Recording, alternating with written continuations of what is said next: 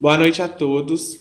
Meu nome é Marcelo, para aqueles que não me conhecem ainda, e sou estudante do curso de Ciências Contábeis aqui na Universidade Federal de Viçosa, campus Rio Paranaíba, e dou início, né, mais um episódio, mais uma live, mais uma troca, um bate-papo, né, do nosso projeto de extensão, Conexão Profiap, Divulgação Científica e Transformação da Gestão Pública, que ainda vocês não têm conhecimento do projeto ou querem ficar por dentro, né, de todas as novidades, não somente do projeto, mas sobre toda a rede Profiap, convido a vocês a acompanharem em nossos principais canais de comunicação, nosso site, nosso Instagram e nosso canal no YouTube, que lá a gente posta com frequência toda novidade, toda notícia, todo projeto, todo trabalho referente tanto ao projeto de extensão que está sendo um sucesso, mas também de toda a rede Profiap. Dito isso, hoje a gente está com mais uma convidada muito especial, que diferente dos últimos dois que foram do corpo docente, né, do Profiap, hoje a gente tem uma ex-aluna que vai trazer um pouquinho aqui da sua experiência, do seu trabalho, de toda a sua trajetória. Nossa quarta convidada possui graduação em Ciências Agrárias pela Universidade Federal de Viçosa e também possui mestrado em Administração Pública, aqui pelo Profiap, também na Universidade Federal de Viçosa, campus Rio Paranaíba. E hoje, atualmente, né, ela atua como funcionária pública. Vale ressaltar que o trabalho dela, o PTT, foi realizado no formato de relatório, diferente dos outros demais que vieram compartilhar suas experiências aqui com a gente. Então, dito isso, dou as boas-vindas à Priscila Duarte. Seja muito bem-vinda, Priscila. Muito obrigada, Marcelo. Obrigada, Profiap, por essa oportunidade, né? E eu considero também um momento de aprendizagem. Quando o Marcelo me fez o convite, eu fiquei um pouquinho reticente, né? Eu de receio, né? De participar de uma live, mas eu falei, não, eu vou aceitar sim. Eu acho que vai ser algo importante, né? De partilhar a minha experiência e também de passar por isso, né? De estar aí me apresentando, né? Então, eu queria agradecer muito, né, ao Profiap, mais essa oportunidade aí de aprendizado e de partilhar um pouquinho aí da minha experiência durante a minha trajetória no mestrado. A gente que agradece, Priscila. Eu li um pouco do seu currículo, se eu tiver falado alguma coisa errada, por favor, me corrige, mas É isso acredito que seja. mesmo. Não, é isso mesmo. Né, eu tenho a formação em agronomia, trabalho na UFV, sou assistente em administração, né, já tem 13 anos e pouquinho que eu estou na UFV. E atualmente, né, eu trabalho na divisão psicossocial e já estando nesse meio de saúde mental, acho que eu fui, de certa forma, me influenciou um pouco, né, aí no tema do meu trabalho. E um pouco de afinidade também com a temática, né, porque a minha formação não tem total relação, né, mas eu percebi que era um tema que eu teria muito prazer, né, eu teria muita satisfação em estar estudando. Isso acho que foi muito, muito importante para o desempenho do trabalho também, né? A gente se debruça muito em cima do assunto, então acho que é muito importante a gente identificar isso, algo que a gente realmente se identifique e goste mesmo de estudar. Com toda certeza. E já que você falou um pouquinho sobre o tema, acho que já vou dar início falando sobre isso, né? Te perguntando, na verdade, qual foi o seu tema, como foi o processo de escolha e como você, né, definiria em poucas palavras o foco principal do seu trabalho, do seu PTT. Então, o tema foi saúde mental, né, no trabalho, e a escolha foi a partir de uma conversa com o meu orientador, né? A princípio eu tinha escolhido um tema que não tinha muito a ver com a área, né? Eu estava pensando, na verdade, nas possibilidades. Inicialmente era um tema que não tinha muito a ver com a área de pesquisa dele. E aí a gente foi conversando, ele me deu algumas sugestões. E aí, quando surgiu saúde, tema saúde mental, aquilo de início já me chamou muita atenção. Então, o que me motivou mesmo foi isso, acho que uma afinidade com a temática E quando ele me propôs a abordagem teórica, ele me deu duas opções. Quando eu fui ler sobre essas duas opções, eu me identifiquei muito com a psicodinâmica do trabalho, que foi, né, a base teórica de todo o meu, de toda a minha pesquisa, né, porque a psicodinâmica do trabalho, apesar da gente trazer uma perspectiva organizacional, ela conversa muito com a psicologia. Então, é algo que eu falei, bom, eu acho que é um tema que vai ser bem legal de trabalhar. E ela trata de uma visão mais crítica do trabalho, né? Que é algo que eu também tenho uma perspectiva muito parecida, né? Com a da psicodinâmica do trabalho. Então, isso me motivou muito, né? E a relevância do tema, né? Eu acho que é muito evidente como que o adoecimento mental, hoje em dia, ele faz parte da nossa realidade, como que é um assunto que tem crescido a sua importância, dada a incidência do adoecimento mental na sociedade de uma forma geral, mas no contexto de trabalho e dentro das universidades também. E quando você, né, me perguntou também qual que seria o foco, né, do meu trabalho, que eu poderia dizer em algumas palavras, é identificar aspectos do ambiente de trabalho, como que isso afeta, né, a condição psíquica de servidores, de forma positiva, de forma negativa, e como essas informações podem subsidiar o aprimoramento das ações de saúde mental dentro das universidades.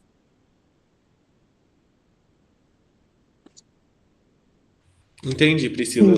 Como você falou, né? Hoje em dia um assunto que está, né, no dia a dia de todo mundo, ainda mais na questão do trabalho, da universidade, tanto dos funcionários, né, em si, quanto dos alunos também.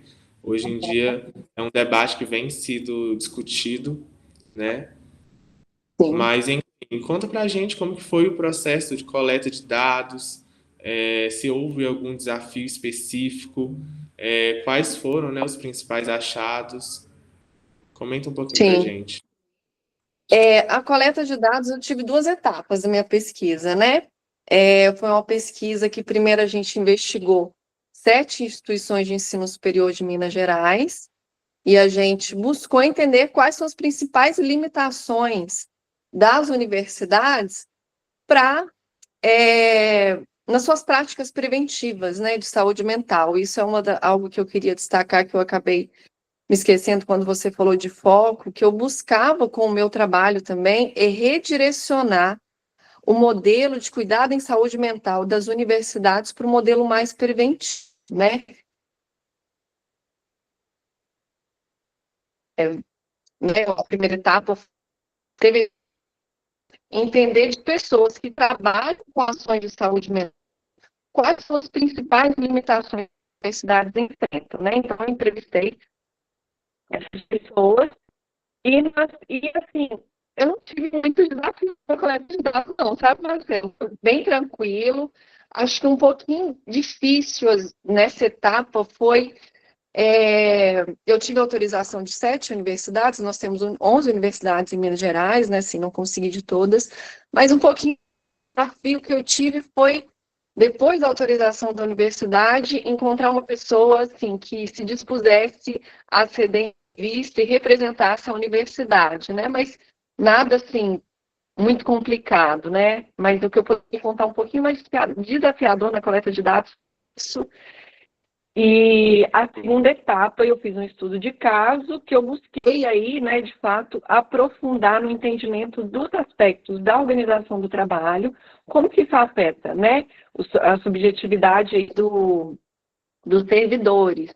E aí eu tive muitas pessoas manifestando interesse em participar da entrevista, né? Eu tive até, chegou um dado momento que eu não poderia mais fazer isso, porque a gente tem a limitação de tempo para de dados, a gente tem o tempo para escrever, para entender, poderia ativa, a gente não tem a priorização da quantidade de pessoas entrevistadas, né? Então, isso também foi indicativo para mim. Eu falei, bom, gente, tem muita gente querendo falar sobre esse tema, dos problemas que vivenciam no ambiente de trabalho, sobre saúde mental. Isso, para mim, foi um grande indicador de que tem algo ali que precisa de visibilidade, né? Então, assim, A minha coleta de dados, então, se baseou nessas duas etapas, e realmente eu não tive grandes desafios, não, né? E foi o processo, assim, foi mais legal, sabe? Ter esse contato com os servidores, entender um pouco da realidade de cada um. Foi uma etapa muito legal, assim, do mestrado, né? Do meu projeto. Entendi, Priscila. E deixa eu tirar uma dúvida. Juntando, né, a questão do seu trabalho, sua pesquisa com o Profiap, de que forma que o Profiap contribuiu para a elaboração, o amadurecimento do seu PTT, do seu trabalho, né? Se teve alguma disciplina, alguma discussão de curso que foram úteis para o desenvolvimento. Sim. Então, os modelos de aula do ProPIAP foi algo que sempre eu achei muito legal, assim, porque tinham provocações nas aulas, a gente era muito incentivado a discutir, trazer problemas práticos que a gente vivenciava no nosso trabalho, a maioria éramos servidores, e para além disso, né, a gente refletir sobre os problemas da gestão pública. Então, era uma forma, né, o formato das aulas, ele é que a gente pensasse mesmo em problemas e soluções na própria administração pública.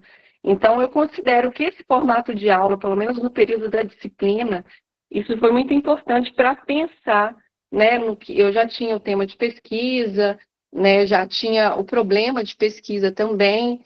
Então, isso também era partilhado nas aulas. Eu lembro que algumas disciplinas, né, a gente trazia o que a gente estava estudando, o que a gente pretendia estudar, e a gente tínhamos essas provocações, né?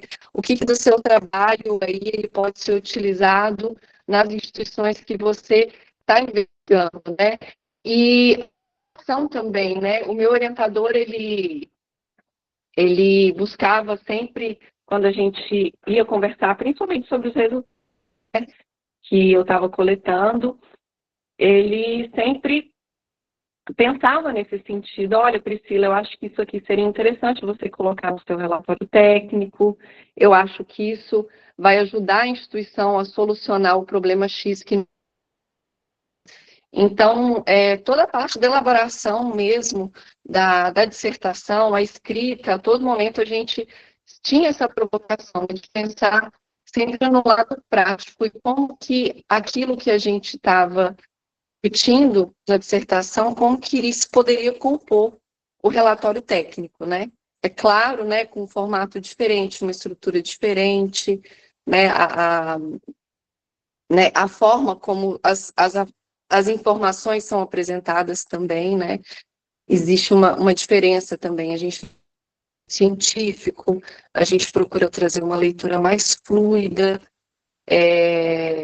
e porque a gente, né, a pessoa que vai receber ali o produto técnico, ele não tem o conhecimento aprofundado que a gente se dedicou muito para compreender ali, né, a base teórica, né, e os resultados, a gente se debruçou desse assunto, então, se preocupar muito com isso, a gente tinha muito essa preocupação de trazer isso de forma que isso realmente despertasse o interesse da instituição, de aquilo que a gente estava sugerindo, né? Sim. E Priscila, a gente sabe que existe diversos tipos de PTT, né? Igual eu comentei no início da live, os outros convidados fizeram Aham. PTT em outros formatos, né? O seu foi um relatório. Me conta, como foi o processo de escolha? É, se foi, igual você falou, uma discussão com o seu orientador e vocês pensaram, ah, não, que um relatório vai ser a melhor forma, ou se por causa do tema escolhido só poderia ser esse formato, esse tipo de PTT. É, enfim, fala um pouquinho pra gente, né, de como foi a escolha aí. Como que foi, né? Eu lembro que a gente, acho que o relatório, eu acho que os meus resultados, né, eu acho que o formato do meu projeto mesmo, ele já direcionava para um relatório técnico, né, que a gente faz a exposição do que a gente encontrou, né, dos problemas e as recomendações mesmo, né? Primeiro a gente contextualiza o problema, depois a gente expõe o que a gente identificou na nossa pesquisa, seguido das recomendações. Então, assim, a gente não teve muitos problemas para identificar qual seria o tipo de PTT, né? O relatório técnico pareceu o que mais encaixava mesmo com o meu trabalho, o trabalho que tinha sido desenvolvido. Entendi, Priscila. E você falou sobre os problemas achados.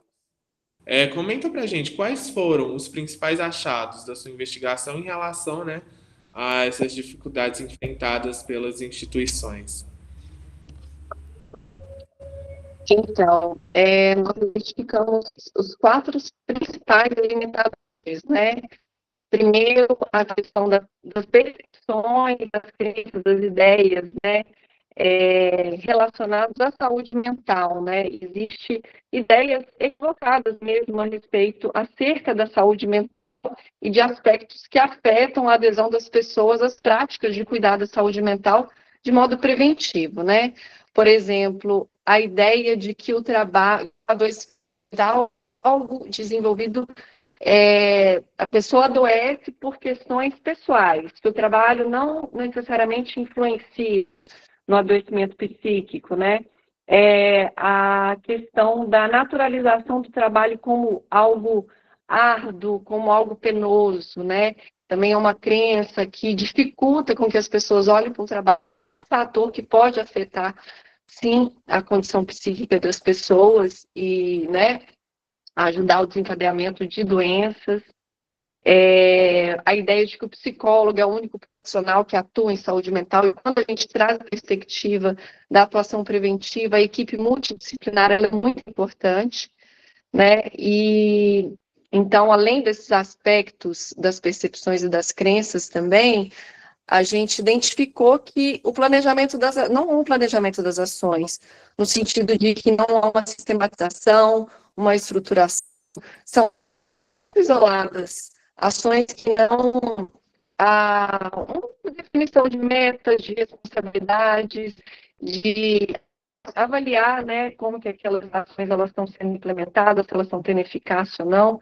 Então, o que eu percebi pelos relatos é que as ações elas se perdem, né, que não há uma continuidade, as ações preventivas, né? E quando se trata de prevenção, é muito importante essa continuidade, porque prevenção é um trabalho de formiguinha, né? É uma coisa que vai acontecendo aos poucos e a longo prazo e que a gente vê o resultado. Então, se foi um problema também identificado. Isso é restrição de profissionais. A gente precisa de uma equipe para trabalhar na prevenção, pessoas de diversas formações, né? E isso é um gargalo, né? Principalmente com a restrição dos concursos públicos e a questão das lideranças, né? Lideranças em diferentes instâncias, né? Desde reitoria, a chefias setoriais, chefias, a gente teve universidades que, né, as falas mostraram de a pessoa que coordena a equipe, que trabalha diretamente com a saúde mental ou saúde ocupacional, né? Não são lideranças que estão totalmente conscientizadas da importância da prevenção e por isso não estão tão implicadas com as ações, assim como a fazer com que os servidores que estão à frente disso se engajem, trabalhem de maneira conjunta, né? A Pró-Reitoria de Gestão de Pessoas também, ela foi colocada em algumas das universidades, a partir da fala, né, dessas pessoas, de que ela atua muito mais na parte burocrática, né? Então, os espaços de trabalho, né? Então, precisa se avançar mais nos espaços de trabalho, e isso não é o que é priorizado, né?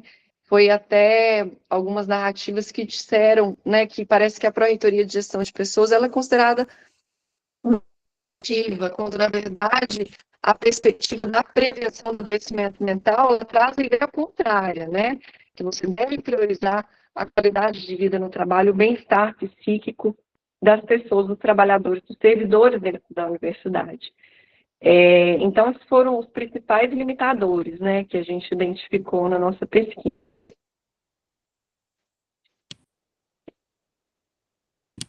Entendi, Priscila. Deixa eu te perguntar, te interromper um minutinho. A Claro, gravação tá ok para você, internet? tá ok. Parece que está tendo um pequeno atrasozinho, né? Isso, um Assim, eu delay. vejo que eu falo, Mas você demora um pouco. isso, mas acho que está dando certo. Mas então, já encaminhando para o Sim. final, Priscila, você comentou um pouquinho das problemáticas encontradas. Eu queria que você comentasse agora se houve alguma ação sugerida que você considera mais urgente ou de maior impacto imediato. Olha, mais urgente, eu colocaria que a psicoeducação nas universidades, né? Realmente para desconstruir esses paradigmas que existem acerca da saúde mental, o preconceito que existe, embora eu entenda que atualmente a gente é muito mais esclarecido em relação ao adoecimento mental, mas é algo que ainda existe um preconceito, um estigma, né? E também para trazer esse olhar para dentro do ambiente de trabalho. Então, eu acho que o mais urgente é isso mesmo, é a psicoeducação para as pessoas, para despertar essa reflexão nas pessoas, né, de entender que isso é um tema importante, que ele precisa ser trabalhado, que precisa ser falado, e para estimular que as pessoas também possam refletir sobre os seus problemas no ambiente de trabalho, né, instituir espaços de diálogo no ambiente de trabalho, no próprio setor, mas também intersetorial, e tome conhecimento de quais são as problemáticas, quais são as dificuldades vivenciadas no próprio ambiente de trabalho. Aí, assim, ampliar realmente a atuação, intervenções do espaço laboral. Então, eu considero que essas seriam as ações assim, mais urgentes do que nós identificamos. Bom, Priscila, eu vou te fazer uma pergunta que eu meio que já sei respostas, mas como que você fez o trabalho, né? Você tem mais a questão teórica, acredito que sua resposta vai ser mais completa. Mas você acredita que esse trabalho possa ter uma continuidade? Pode continuar sendo desenvolvido ou implementado por gestores universitários, no caso? Eu acredito que o formato do produto técnico, ele foi pensado exatamente para isso, né? Como eu disse, a estrutura dele, o vocabulário que a gente utiliza, é algo de fácil compreensão, né? E que tenha esse despertar nas gestões públicas de que existe um problema, nós identificamos, existe um rigor científico, ou seja, a gente está realmente trazendo uma vivenciada pelas universidades, né? E que é importante refletir sobre isso. Então, eu acho que sim, né? Eu acho que ele colabora muito para que as, as universidades, né, no meu caso, né, que o meu foi direcionado para as universidades, que elas possam aplicar mesmo, né? Vem muito bem estruturado, né, os problemas, as recomendações, acho que de forma bem clara, e então eu acredito que sim. Com certeza. E Priscila, você que foi uma aluna aqui do mestrado, uma aluna do Profiap, né, teve uma trajetória, qual recado você deixaria para outros mestrados, né, que estão iniciando, que estão nesse processo de confecção do PTT e que desejam causar, né, o impacto real? É, é, eu acredito que, né, quando você fala pessoas que já estão iniciando aí seu produto técnico, eu vou falar mais o que eu acho que é importante no sentido de provocar mesmo, de despertar esse interesse, né, de quem vai receber o produto. Então, vou repetir o que eu falei, porque eu realmente acho importante, eu lembro que eu falava muito sobre isso. né, a forma como a gente vai colocar as informações. Então, eu acho que, né, expor realmente de forma clara, para que seja uma leitura fácil, entender que quem está lendo não é uma pessoa que tem o entendimento, o conhecimento que a gente tem, né? Que a gente estudou isso durante um período, muitas vezes não é a área da pessoa, né? Então, evita com que as pessoas assimilem o que foi colocado, o que foi estudado, né? Então, é que as gestões públicas, elas se sentem tocadas pelo nosso trabalho. Então, enfatizar bem a situação, o problema que foi, né, identificado e as recomendações também de uma maneira muito clara, né? Trazer, talvez, né, pelo menos eu acho que depender de cada produto técnico, né? Mas o meu foi possível trazer algumas figuras ilustrativas, porque o documento ele se torne mais amigável, né? Então, a ideia é que a instituição realmente entenda a importância que foi estudado, né? Então, acho que é relevante a gente dar essas estratégias na elaboração. Então, eu frisaria isso, né? Focar mesmo, e no caso eu estou falando do relatório técnico, né? Então, seriam essas questões que eu acho que seriam importantes de ser consideradas aí no produto técnico, no relatório técnico. Sim, entendi, Priscila. Conforme eu te falei antes, né? Realmente o nosso interesse aqui é basicamente um bate-bola, é uma troca, né?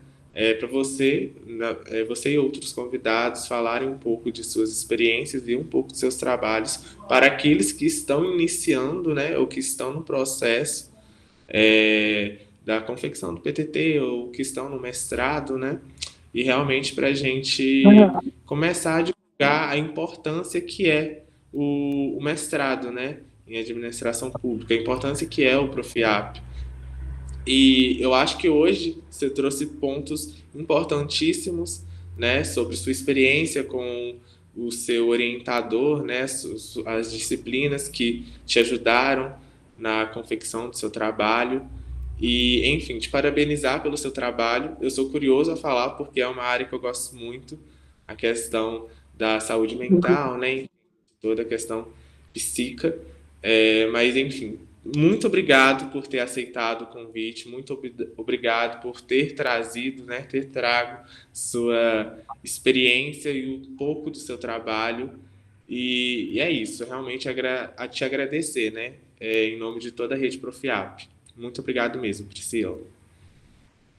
Imagina, Marcela, eu que agradeço. Foi bem, bem legal, assim. Foi realmente, né, um bate-papo e, enfim, eu espero que, né, o que a gente discutiu aqui realmente contribui para outras pessoas que estão nesse processo aí de construção do PTT. Eu tenho certeza que vai.